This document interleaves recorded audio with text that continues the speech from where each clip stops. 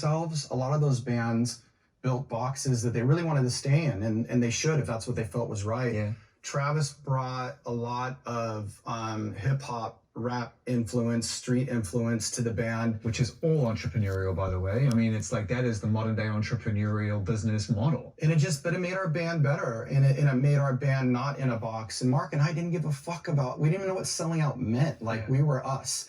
What we do think is that we weren't beholden to some of those musical boxes those bands were in, just by the essence of having a drummer that can create new vibes and rhythms that even if Mark and I wrote something that was pretty standard pop punk, it wasn't going to be after we like really rehashed it with Travis. So we were instantly a little bit different, you know, and just did our own thing. But we weren't doing all that to separate ourselves from the scene we came in. We weren't doing all that just to be popular.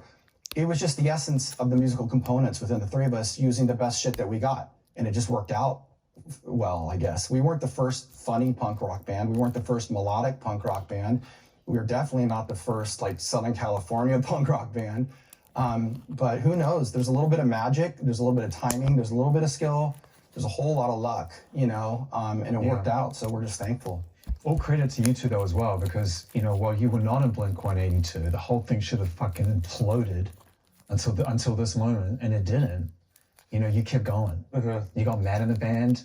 You made 2 great records, one of which was a real success. And I haven't asked you this, but, you know, how did it feel watching the band not only carry on, but kind of carry on in a 2.0 or 3.0 if you consider Travis being a 2.0, and watching it from a distance going, all right, I'm not in this band anymore, but it's like, to fans, it's still Blink.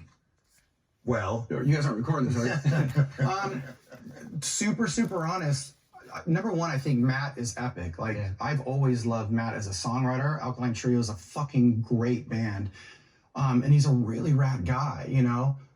So I was never bummed on it. I really wanted these guys to be happy and be successful. I had a lot of things for myself that I was trying to conquer, you know, a lot of personal stuff going on that I had to get through. That was difficult. I had a lot of stuff with the government I was doing that I was like, found myself in these weird oceans that I didn't know really how to navigate, that I was doing my best. I had other works of art that I wanted to do, you know, with film and so on. So I felt really busy. I definitely didn't want to hold these guys back in any kind of way. I just wanted to be happy because I still loved them. And I didn't understand, like Mark said, I wasn't sure if we were going to play together again or not. I remember telling my wife now, like, I told her, I don't think I'm ever going to play music again. I'll keep making records and put them out or whatever. I just don't really think I'm going to, I literally said, I don't think I'm ever going to tour again until Mark told me he was sick. And then I was like, that was the only thing I wanted to do. And it's funny how when those things happen, you kind of go, you know, who's been talking for me for these past few years, you know, because the things I was saying is not obviously what's in my heart, you know, so sometimes you need like these big spiritual moments in your life that really chop you down to ground zero and you rebuild, lose the ego, lose all the weird stuff and kind of go, who's the human I want to be? Who's the best version of myself that I can be, and find the joy and kindness to others and kindness to yourself. And so a little bit of that growth, that's with every human being. And when we got back together, I was like, fuck yeah, I want to do this. I do. You know, like nothing seems as important. And can we find our way again, you know? What changed for you? Because you said something really powerful when we were over by the ping pong table. You know, and it's hard for me because I've known you a long time, nearly 25 years. Yeah. It's not lost on me that I'm in this room and you welcome me in here to have this conversation, and I want to give you a chance to kind of almost have it just once. Okay. Because I know as fans, we've always wondered, like, what the fuck was going on? Like, you were in the sort of press going, it's cool, I'm all good with the guys, we might even play together. Who knows, dancing around that. I remember seeing that multiple times. And then I'll talk to you sometimes, you'd be like, absolutely not, never. Right. I didn't tell him. Never again. And so, where was the disconnection there, where he's going through this kind of feeling one way, and you're just like, oh no, I don't want to be on a stage with this guy? Not wanting to be on stage with Tom was just because I just needed stability, and there's just not that, or there wasn't that with Tom at that time.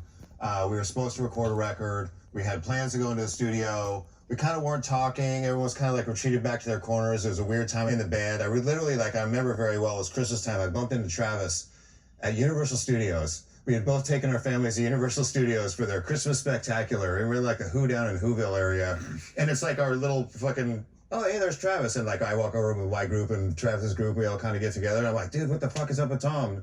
So I was like, I don't know. We're like, we're supposed to start recording in 2 weeks. I haven't even talked to Tom. What the fuck is going on? We're like, I don't know. We break for the holidays. Management's talking, all this stuff. I'm in vacation in Hawaii, and it's literally New Year's Eve. I open my phone in the morning, I get an email. It's like, Tom has stopped all recording and work with blink-182 effective immediately. Don't call him, all this stuff. I'm like, Jesus Christ. Don't look at me with these cameras.